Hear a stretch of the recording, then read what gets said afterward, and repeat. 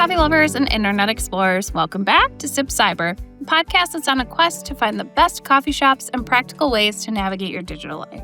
I was recently in Anoka, Minnesota, and stopped by Compassion Coffee. The first thing you notice when you walk in is how bright it feels. Light coming in, open space, and energy that feels hopeful. Compassion Coffee is a nonprofit coffee shop focused on creating employment and job training opportunities for people impacted by homelessness. It's not just a place to grab an excellent drink, it's a place built around second chances. Sitting there with my coffee, everything felt calm. And that calm made me think about something simple. Quiet doesn't mean that nothing is happening. Behind the counter, drinks are being made, orders are being tracked, payments are processing, systems are running so that everything out in front feels seamless. And our phones and devices work the same way.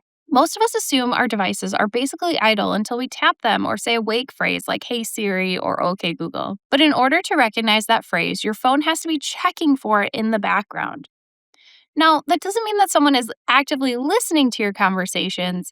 It does, however, mean that the device is constantly scanning for specific sound patterns so it knows when to wake up.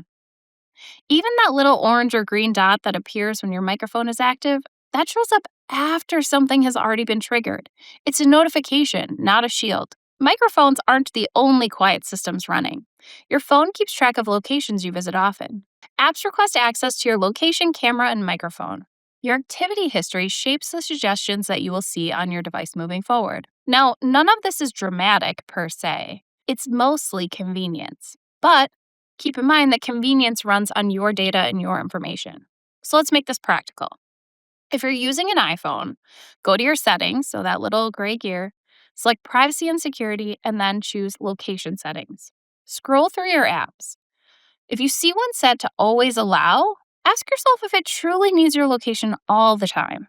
For most apps, switching to while using the app is enough. Always Allow means that it can track your location even when you're not actively using the app. It begs the question, does that Sudoku app really need your location? That one change will reduce background tracking significantly. While you're in there, why don't you also tap Microphone under Privacy and Security? Review which apps have access. Turn off anything that surprises you. You can also check Settings, Privacy and Security, Location Services, and System Settings for significant locations. This is an iPhone thing. That's where your phone keeps a history of frequently visited places. You can review that feature or even disable it completely. If you're on Android, go to your settings, choose location, and then go to App Location Permissions. Look for apps that are set to allow all the time. Switch most of them to allow only while using the app. Then check your settings, again, privacy, and then Permission Manager to review microphone and camera access. You don't have to turn everything off. You just want to make sure that your settings reflect your comfort level. Compassion Coffee exists because someone believed intentional rebuilding matters. Your digital life deserves that same intention. And that's today's sip.